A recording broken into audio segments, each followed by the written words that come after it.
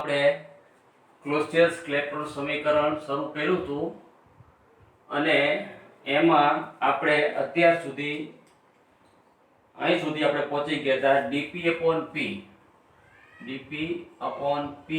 is equal to lv/r into dt/t square. અહીં સુધી આપણે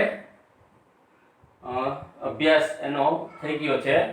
આ ક્યાંથી આવે છે તો ક્લેપેરોનનું જે સમીકરણ છે પ્રવાહી અને બાષ્પ સંતુલન વાળું જે ક્લેપેરોનનું સમીકરણ છે dp/dt બરાબર lv/r vg - vl આ જે સમીકરણ છે એમાં ક્લોસિયસ નામના વૈજ્ઞાનિકે સુધારો કરી અને ક્રાંતિક તાપમાને vl એટલે કે પ્રવાહીનું મોલર કદ વાયુના મોલર કદની સરખામણીમાં બહુ ઓછું હોય છે અને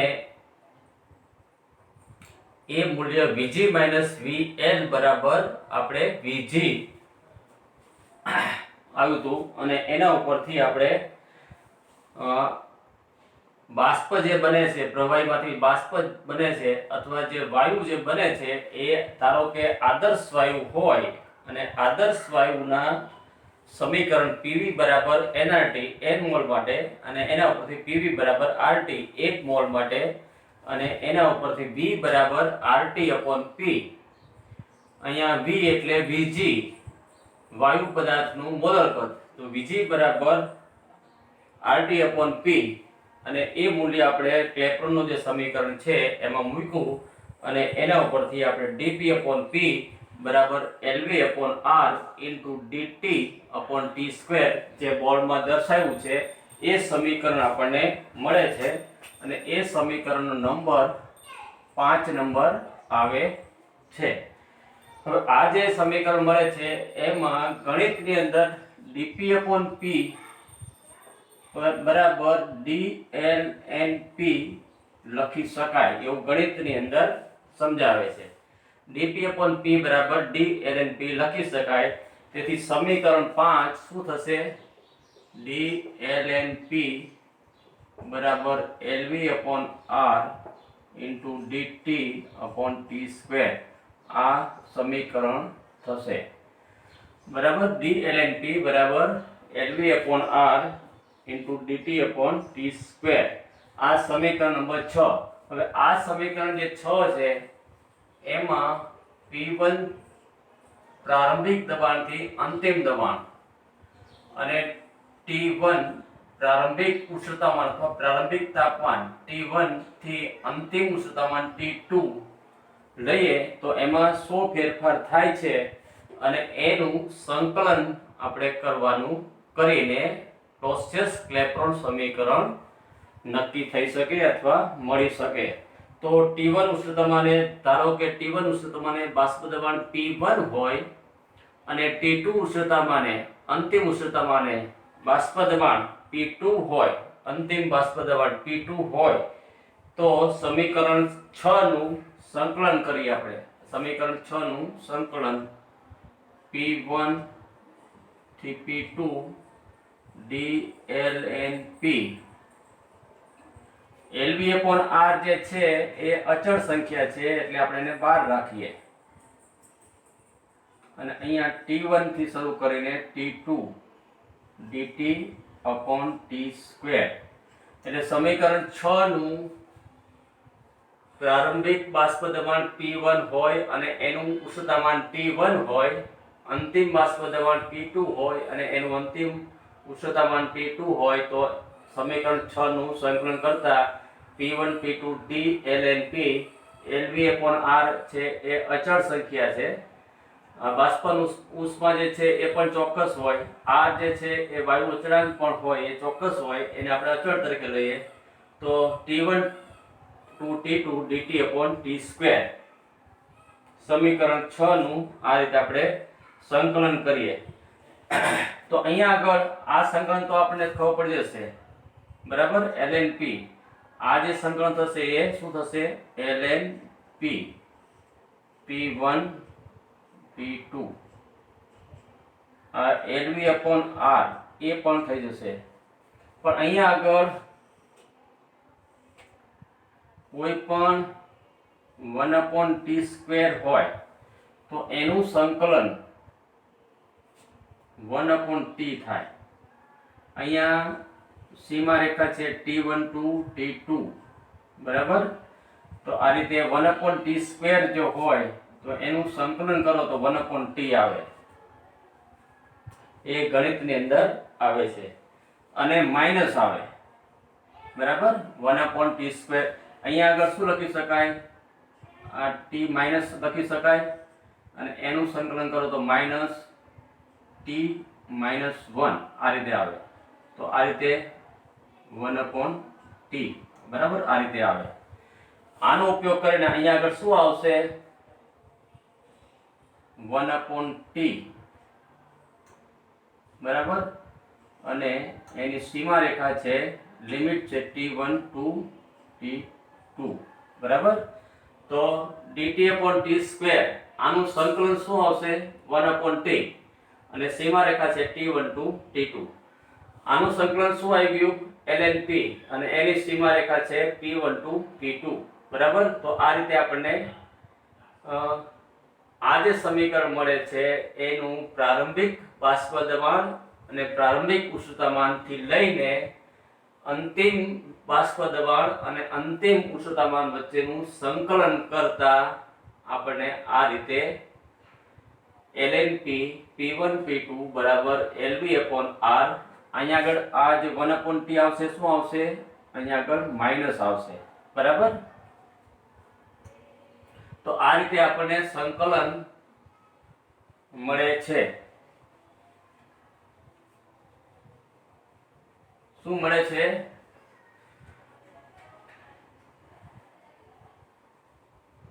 બરાબર. તો ln p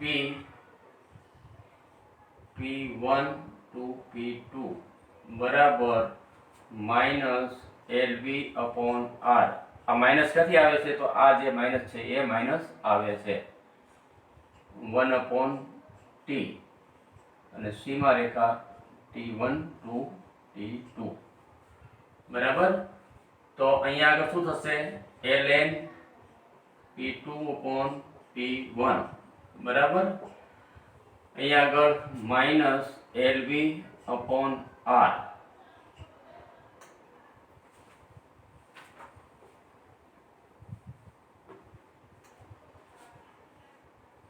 (1/t2 -1/t1), બરાબર.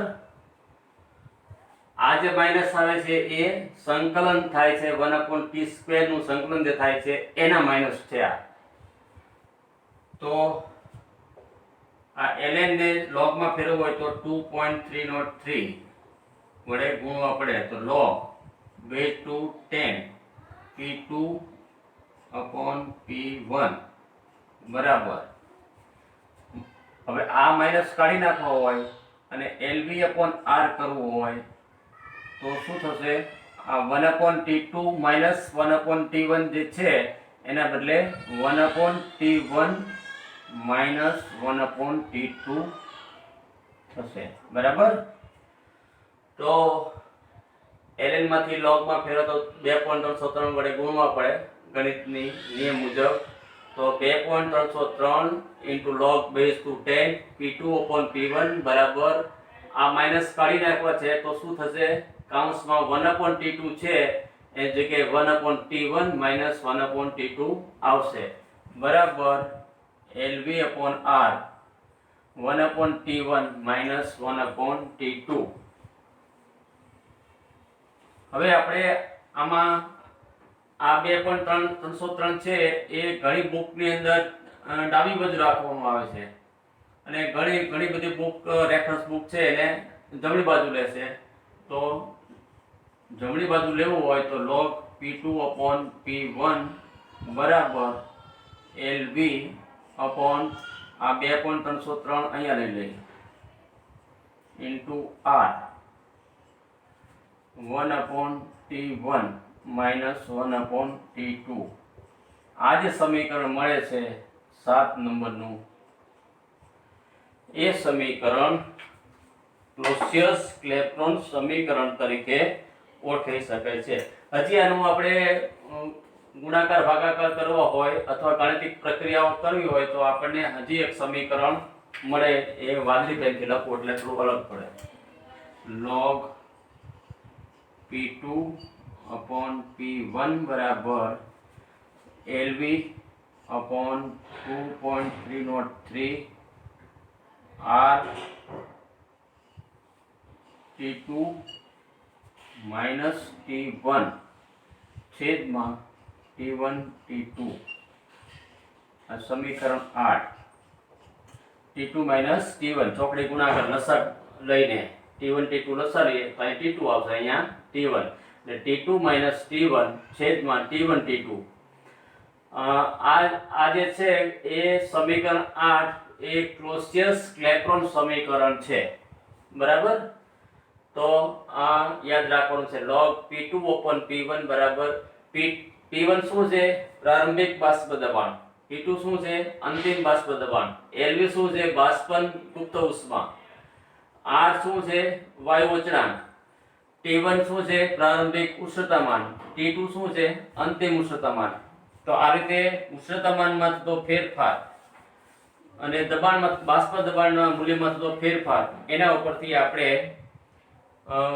બાષ્પન ગુપ્ત ઉષ્મા LV નું મૂલ્ય આપણને મળી શકે. તો આ રીતે ક્લોસિયસ ક્લેપેરોન સમીકરણ જે છે એ મૂળ ક્લેપેરોન સમીકરણ છે અને એમાં પ્રવાહી બાષ્પ જે સિસ્ટમ જે પ્રણાલી જે છે એમાં ક્લોસિયસ નામના વૈજ્ઞાનિકે ક્રાંતિક તાપમાન જ્યારે ક્રાંતિક તાપમાન કરતાં ઊંચું તાપમાન જ્યારે હોય છે ત્યારે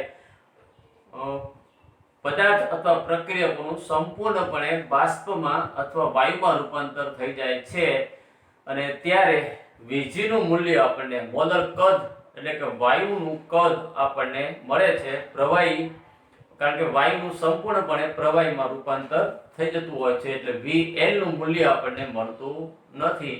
એટલે Vg નું મૂલ્ય મળે છે અને ક્લેપેરોનના સમીકરણમાં Vg Vl જે છે એની બરાબર આપણે Vg લખી શકીએ.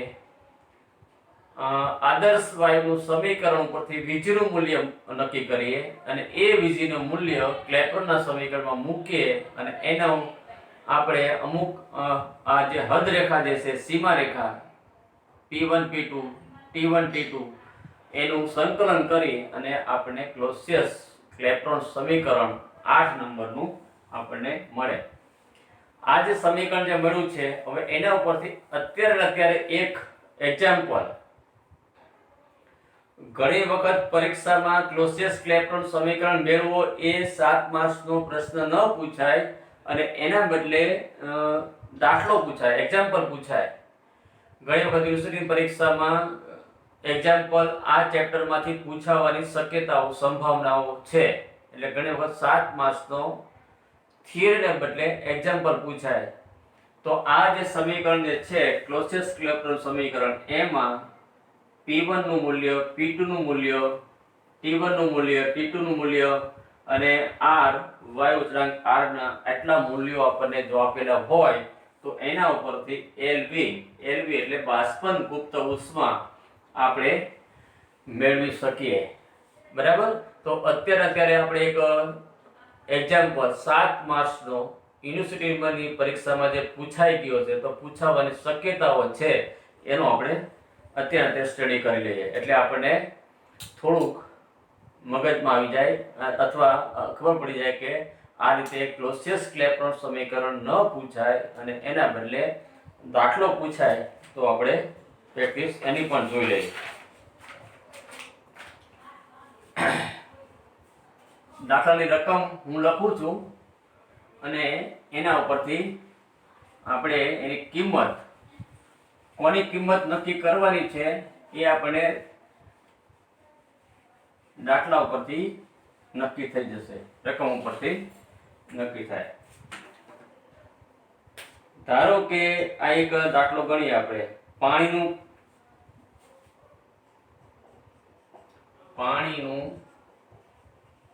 93 ડિગ્રી સેલ્સિયસ તાપમાને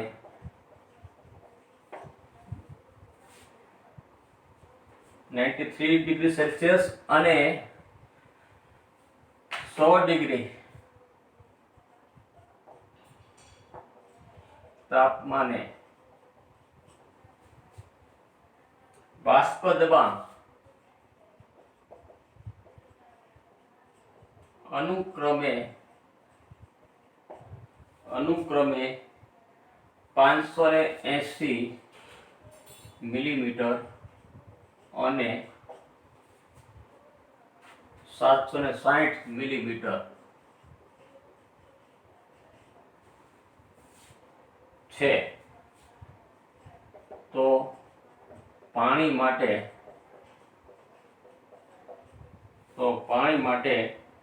બાષ્પન ઉષ્મા પ્રતિ ગ્રામ 1 ગ્રામની અંદર બાષ્પ ઉષ્પન ગણો, જ્યાં R બરાબર 1.987 કેલરી પ્રતિ કેલ્વિન મોલ છે. બરાબર. આ રીતે 7 માર્ક્સનો દાખલો પૂછો છે, ધારો કે યુનિવર્સિટીની પરીક્ષામાં, અને 7 માંથી 7 માર્ક્સ પૂરેપૂરા લેવા છે તો આપણે શું ધ્યાનમાં રાખવું જોઈએ? મારી દ્રષ્ટિએ થિયરી કરતા એક્ઝામ્પલ જે હોય છે એ એટેન્ડ કરાય. ઓપ્શનમાં જો આપણને થિયરીને બદલે એક્ઝામ્પલ મળતો હોય તો એક્ઝામ્પલ ને ચોઈસ પસંદ કરાય, કારણ કે એમાં પૂરેપૂરા માર્ક્સ તમને મળી શકે છે અથવા આપવા જોઈએ અથવા આપે છે. થિયરીમાં કદાચ ક્યાંક નિશાની ઋણ નિશાની કે ઉપર નીચે ઉતાવળમાં બાય ચાન્સ થઈ જાય તો 1 માર્ક અથવા 2 માર્ક ઓછા મળે, પણ એક્ઝામ્પલની અંદર પૂરેપૂરા માર્ક્સ મળે. એક્ઝામ્પલમાં પૂરેપૂરા માર્ક્સ મેળવવો હોય તો દાખલાની જે રકમ છે એ રકમ 1 વખત 2 વખત શાંતિથી વાંચવી પડે. પાણીનું 93 ડિગ્રી સેલ્સિયસ અને 100 ડિગ્રી સેલ્સિયસ તાપમાને બાષ્પ દબાણ અનુક્રમે 580 મિલીમીટર અને 760 મિલીમીટર છે તો પાણી માટે બાષ્પન ઉષ્મા ગ્રામ ગણો. તો અહીંયા આગળ રકમમાં જે વસ્તુ આપેલી છે એ આપણે લખીએ. ધારો કે T1 કેટલું આપેલું છે? 93. શેમાં આપેલું છે? સેલ્સિયસમાં આપેલું છે, તો એને શેમાં ફેરવવું પડશે?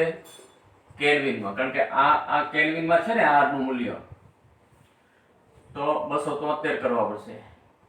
T2 100 પ્લસ 273 કેલ્વિનમાં ફેરવવું, તો 3 ને 3 6, 9 ને 7 16, એટલે 366 બરાબર કેલ્વિન થશે, અને આ થશે 373 કેલ્વિન. હવે બીજું શું આપેલું છે દાખલામાં? P1 બાષ્પ દબાણ 580 મિલીમીટર આપેલું છે.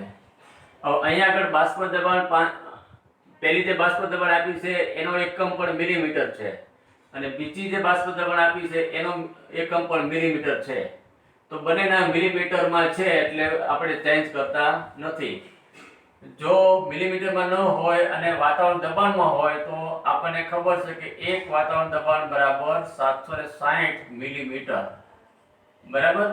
તો એ રકમમાં મિલીમીટરમાં આપેલું હોય તો આપણે શેમાં ફેરવવું પડે? વાતાવરણ દબાણમાં. એક ધારો કે મિલીમીટરમાં આપેલું હોય ને એક વાતાવરણ દબાણમાં આપેલું હોય તો ધ્યાન રાખવું પડે, એમના મૂકી દેવાય નહીં. બંનેના એકમો સરખા કરવા, બંનેના યુનિટ સરખા કરવા પડે. પણ અહીંયા આગળ બંનેના યુનિટ મિલીમીટરમાં આપેલા છે એટલે આપણે બદલાવતા નથી, ચેન્જ કરતા નથી. P2 બરાબર 760 મિલીમીટર. બીજું R નું મૂલ્ય આપેલું છે 1.987. નક્કી શું કરવાનું થયું? તો હવે અહીંયા આગળ પાણી માટેની બાષ્પન ઉષ્મા LV શોધવાનું છે. બરાબર. તો રકમમાં, દાખલાની રકમમાં જે વસ્તુ આપેલી છે એ આપણે ઇન્ડિકેટ કરવી પડે. આ પ્રમાણે કરીએ અને એના સાચા એકમ લખી, ધારો કે 93 લખીને આપણે ગુણાકાર ભાગાકાર કરી નાખીને સમીકરણમાં કિંમત મૂકી દઈએ તો જવાબ ખોટો આવે, અથવા આપણી જે મેથડ જે છે એ ખોટી છે તો પૂરેપૂરા માર્ક્સ ન મળે. એટલે આ સેલ્સિયસમાં છે એનો કેલ્વિનમાં ફેરવવો પડે. વાતાવરણ દબાણ જે છે એ મિલીમીટરમાં છે, બંને એકમો સરખા છે એટલે આપણે બદલાવતા નથી. R નું મૂલ્ય આપણે કેલરી પ્રતિ કેલ્વિન મોલ આપેલું છે એટલે બરાબર, અને બાષ્પન ઉષ્મા આપણે કેલરીમાં જ નક્કી થશે. બાષ્પન ઉષ્મા જે છે એ કેલરીમાં નક્કી થશે, બરાબર. તો આ રીતે લખી શકાય. હવે આ જે બાષ્પન ઉષ્મા જે નક્કી કરવાની છે એના માટેનું સમીકરણ કયું આવશે એ આપણને યાદ હોવું જોઈએ. એટલે દાખલામાં રકમમાં જે વસ્તુ આપેલી છે એ ઇન્ડિકેટ કરવાની, અને પછી કયા સૂત્રનો ઉપયોગ થશે તો log, હમણાં જે આપણે મેળવ્યું ક્લોસિયસ-ક્લેપેરોન સમીકરણ LV/R T2 - T1 છેદમાં T1 T2, બરાબર. આ સમીકરણ જે મેળવ્યું આપણે એ સમીકરણ આપણે ઉપયોગ કરશો. તો આ સમીકરણ પરથી આપણને P1 નું મૂલ્ય ખબર છે 580, P2 નું મૂલ્ય ખબર છે 760, R નું મૂલ્ય ખબર છે T1 બરાબર 93 + 273 એ આપણને ખબર છે. T2 નું મૂલ્ય 100 + 273 એટલે કે 373 એ ખબર છે. તો આ જે છે મૂલ્ય આપણે મૂલ્ય મૂકી દઈએ log P2 બરાબર 760 છેદમાં 580, LV શોધવાના છે, R બરાબર 1.987, T2 બરાબર 373 - 366 બરાબર છેદમાં 366 અને 373. તો હવે આ પ્રમાણે થાય. અહીંયા આગળ બધા જ પેરામીટર જે રાશિ જે છે એના એકમો બરાબર છે, એટલે કે ટેમ્પરેચરનું એકમ કેલ્વિનમાં છે, દબાણનું એકમ મિલીમીટરમાં છે, R નું એકમ કેલરીમાં છે. આ રીતે બધું છે અને વ્યવસ્થિત છે. તો આનો હવે આપણે સાદો ગુણાકાર ભાગાકાર કરીએ તો LV બરાબર 10,480 કેલરી પ્રતિ મોલ આવશે, બરાબર. LV બરાબર આનો સાદો ગુણાકાર ભાગાકાર કરીએ તો LV બરાબર 10,480 કેલરી પ્રતિ મોલ આવશે. હવે રકમમાં બાષ્પન ઉષ્મા જે નક્કી કરવાની છે એ પ્રતિ ગ્રામ શોધવાની છે. આ જે લખશું આપણે 10,480 કેલરી પ્રતિ મોલ, એ જવાબ કેલરીમાં બરાબર છે કે 1 મોલ માં આટલી કેલરી છે એ બરાબર છે, પણ રકમની અંદર આપણને બાષ્પન ઉષ્મા પ્રતિ ગ્રામ ગણો એમ કીધું છે. તો હજુ આપણો જવાબ રકમમાં જે પૂછ્યું છે એ દ્રષ્ટિએ અધૂરો છે. આ જવાબ કેલરીમાં બરાબર છે, એટલે કે 1 મોલ હોય તો આટલી કેલરી બાષ્પન ઉષ્મા મળે એ જવાબ બરાબર છે. પણ આપણો જે જવાબ જે પૂછ્યો છે, પ્રશ્ન જે પૂછ્યો છે એ ગ્રામમાં પૂછ્યો છે, અને પાણીનું પૂછ્યું છે, પાણી માટેની. તો પાણીનો જે અણુભાર જે છે 18 એટલા વડે ભાગવા પડે, ભાગાકાર કરવો પડે. તો આ જે મળે છે 10,480 કેલરી પ્રતિ મોલ, એના બદલે આપણે LV બરાબર 10,480 ભાગ્યા 18 એનો અણુભાર કરીએ તો આપણને કેલરી પ્રતિ ગ્રામ મળે. આ જે છે એ મોલમાં મળે છે અને આ જે મળે એ આપણને ગ્રામમાં મળે, એટલે 582.2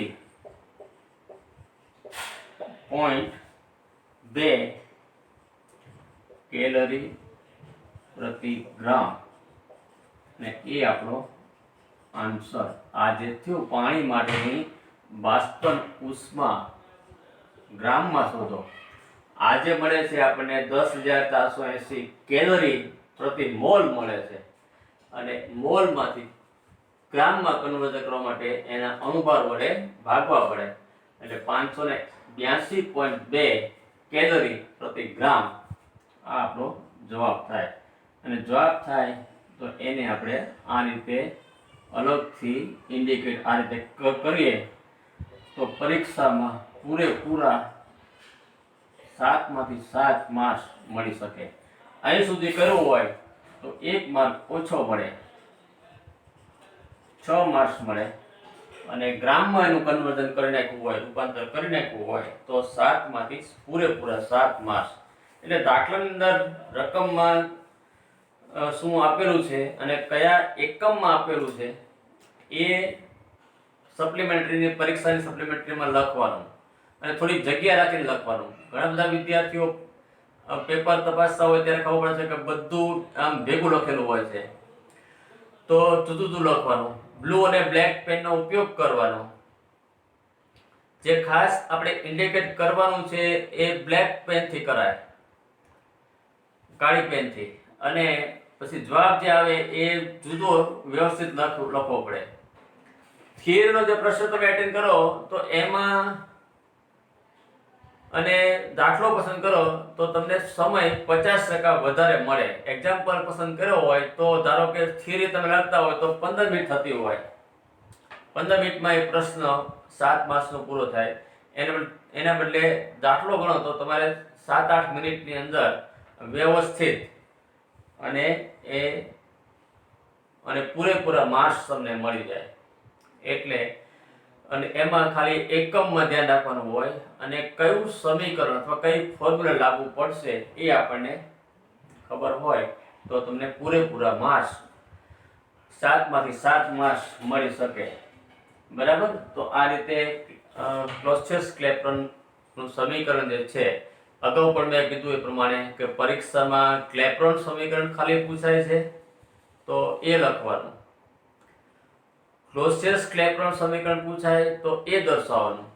ઘણી વખત વિદ્યાર્થી પ્રશ્ન સમજતા હોય પણ આવડતું ન હોય અને ગમે તે ઇન્ડિકેટ કરી નાખે પરીક્ષાની અંદર સપ્લિમેન્ટરીમાં, તો એનાથી આપણને ફાયદો થતો નથી, અથવા આપણને એમ થાય કે માર્ક્સ આપશે, પણ પેપર જોનારનું નજર હોય છે, ધ્યાન હોય છે કે વિદ્યાર્થીને પ્રશ્ન કયો પૂછ્યો છે અને શું લખે છે, એના ઉપરથી એને માર્કિંગ એસેસમેન્ટ વાળું થતું હોય છે. એટલે ક્લેપેરોન સમીકરણ જો પૂછાય તો ખાલી ક્લેપેરોન સમીકરણ લખવાનું છે, ક્લોસિયસ-ક્લેપેરોન સમીકરણ પૂછાય તો એ લખવાનું છે, અને એ ન પૂછાય અને એના બદલે આ પ્રકારનો આ ટાઈપનો દાખલો પૂછાય તો એ દાખલો આ રીતે આપણે ગણી શકીએ અને પૂરેપૂરા માર્ક્સ મળી શકે.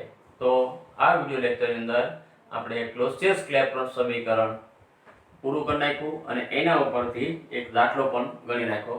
આના સિવાયના બીજા મારી પાસે ઘણા બધા એક્ઝામ્પલ છે, પણ સમયની અનુકૂળતા મુજબ આપણે એની પ્રેક્ટિસ કરશું અને તેમ છતાં આપણે મટીરિયલ જે છે એ પણ તમને પ્રોવાઈડ કરશું. એમાં પણ તમે તમારી રીતે પ્રેક્ટિસ કરી શકો. અને એના સિવાય બીજી જે રેફરન્સ બુક જે હોય છે એમાં પણ ઘણા બધા દાખલાઓ મળતા હોય છે, તો એ રેફરન્સ બુકમાંથી પણ તમે પ્રેક્ટિસ કરી શકો અને પૂરેપૂરા માર્ક્સ મેળવી શકો.